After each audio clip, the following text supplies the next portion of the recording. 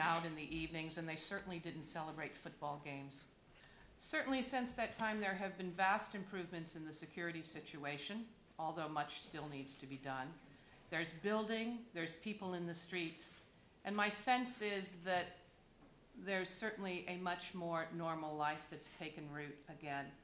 From my own perspective, the fact that we have this beautiful new embassy is one of the greatest changes, because this is a tangible and very real symbol of the relationship that the United States has with Algeria. When I was here 6-7 years ago, we could only dream about this building. So I'm very pleased to see these changes, and I'm pleased to see that they're marked with an increasing closeness between our two countries. Let me turn to your other questions. Keep in mind that, I'm not a security expert, but what we are trying to do is create a system that responds to the ever-changing conditions that terrorists seem to be able to exploit. I'm not going to talk about the criteria that are used, but I do want to assure you that this is an evolutionary process, that these efforts that we are all making together are always changing in order to meet a changing threat. And I suspect that as conditions change, that the requirements of security will change in airports and elsewhere. So, I don't think you should look upon this as a static formula. It is a continuing endeavor, a continuing effort that all of us who are trying to deal with terrorism must take on. As to my meetings this morning with Minister Messahel, it was a delight to see him again.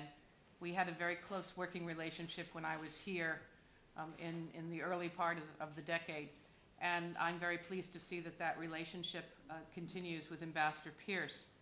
Not surprisingly, we discussed the full range of our bilateral relationship. We had a very frank conversation, as I expect from Minister Messahel, and I look forward to continuing my conversations with the Algerian government tonight with the Ministry of Foreign Affairs officials and tomorrow with the Minister. As to the subjects that we discussed, I can assure you that Minister Messahel was, as always, very frank in his comments. Thank you.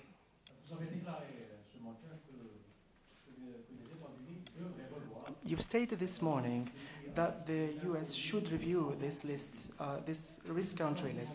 Does this mean that there is a possibility that Algeria should be removed from this list, as the Algerian officials want to? This list, as you call it, these efforts are constantly under constant review and evaluation, depending on the threat, depending on the risk. We have said that publicly, and we will continue to say that. Thank you. Cette liste vient des efforts, le fait que nous sommes constamment en train d'étudier cette liste, et bien sûr les changements dépendront du risque ou bien de la menace elle-même.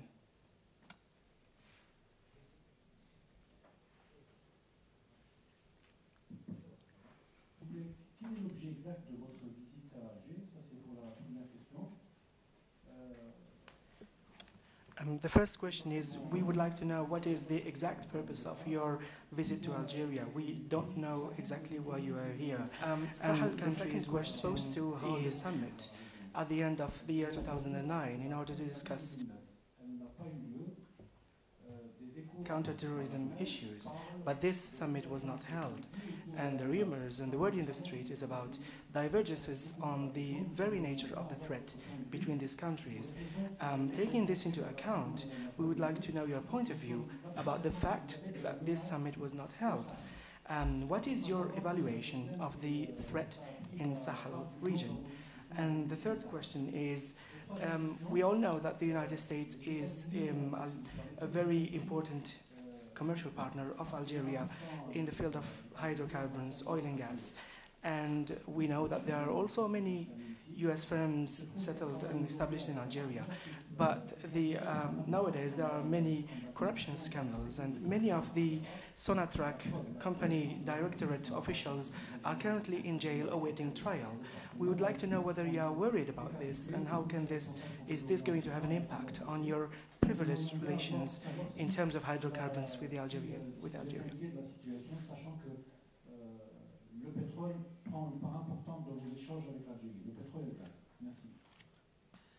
thank you very much. As I said at the top of this meeting, I'm here at the request of the Secretary of State and the Assistant Secretary to continue our effort to build a relationship and to discuss the very important bilateral agenda that we share, whether it's counterterrorism, whether it's cooperation in the region or elsewhere, whether it's forthcoming visits. I'm hopefully the first of many.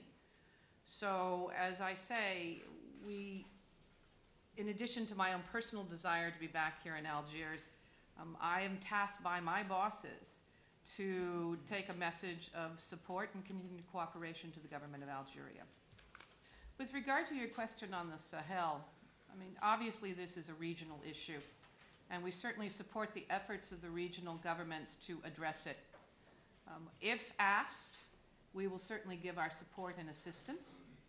I believe that General Ward reiterated that fact when he was here recently. We certainly would welcome the holding of a summit. We know that there are discussions underway. And as the governments of the region work to address this particular problem of terrorism in the Sahel, we want to be as helpful as possible when we can and when we are asked. And lastly, of your three questions, the Sonatrach issue.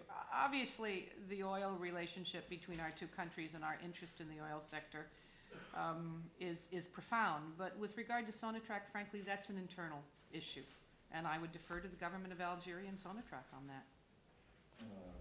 À entendre parler des responsables américains, on peut voir que l'Algérie, c'est l'un des pays les plus sécurisés au monde. On nous dit à chaque fois, à chaque discours, qu'il y a des améliorations. When we hear American officials speaking about the security situation in Algeria, one would believe that Algeria is one of the most secure countries in the world. You're speaking most of the time about improvements in the security situation, but in fact, the United States has included Algeria in that blacklist, and the question is, were there any discussions with France before including Algeria in this list?